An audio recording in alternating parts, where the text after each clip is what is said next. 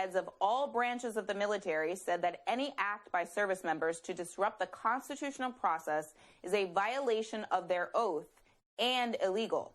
It's interesting timing because a Politico report today highlighted that the military has a problem with extremism in its ranks. This is getting new attention because some rioters, including a retired senior Air Force officer and a Navy veteran, allegedly played leading roles in the riot at the Capitol. The rioter who was shot to death, Ashley Babbitt, was also an Air Force veteran. And this raises some disturbing questions like, what happens when the people who have sworn oaths to defend the government and engage in insurrection against that government? Paul Rieckhoff is here to discuss. He's the founder of Iraq and Afghanistan Veterans for America and one of the best guests on this particular topic and many others related to the military. Paul, thank you for being here. What is your reaction to the Joint Chiefs of Staff statement? Have you seen anything like this ever before? No, it's unprecedented, Zerlina, but these times are unprecedented. We had a catastrophic national security failure at the Capitol. This was a major attack on our country, on our Constitution, on our national security.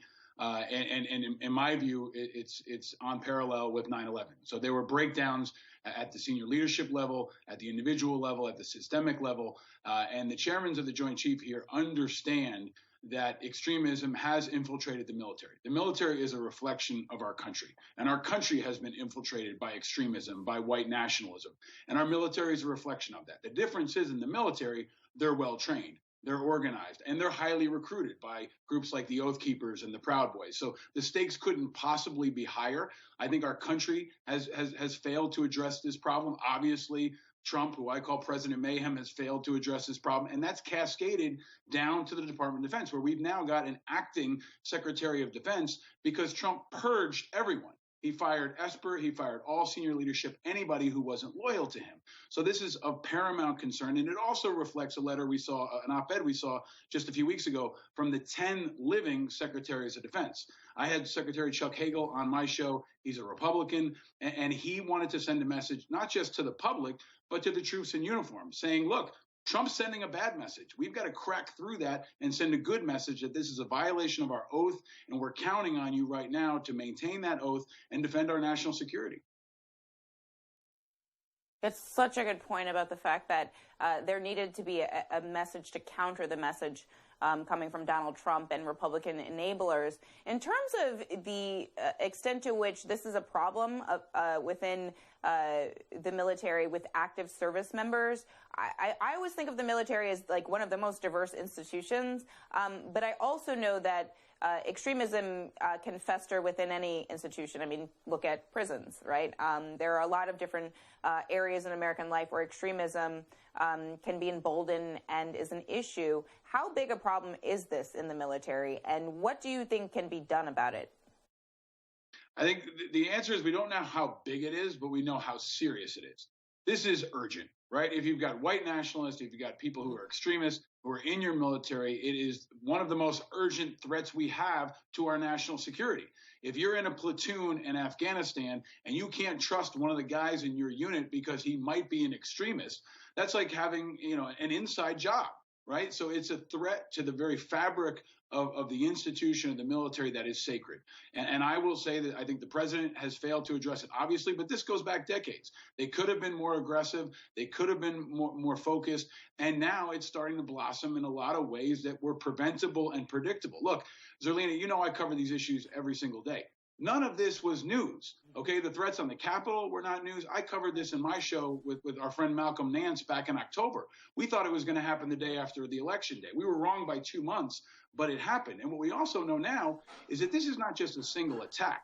This is an insurgency. It's a domestic insurgency that must be fought with that kind of seriousness. They're going to try to attack state capitals.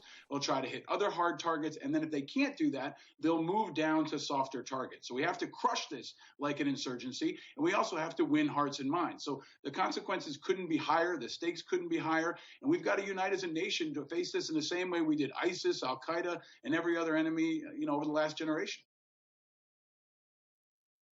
One of the things that I was thinking about today, in terms of this dynamic we're talking about with the military and extremism, is I think my assumption was that people are attracted to extremist groups because they're loners and, they want to belong, and they find, a group who's saying, come be with our group. We all believe this one thing, and it makes them feel, better. But the military is also a group. And so for me, it seems actually at odds with someone that would already belong to a group, with a shared identity, whether or not you're in the Army or in the Marines. And it seems to me like those people would not be ripe for extremist beliefs or being attracted to these extremist groups. How is this happening? Are they being targeted by the groups because of their military training? How does this process work in terms of military folks getting caught up in the QAnon world and with these white nationalist groups?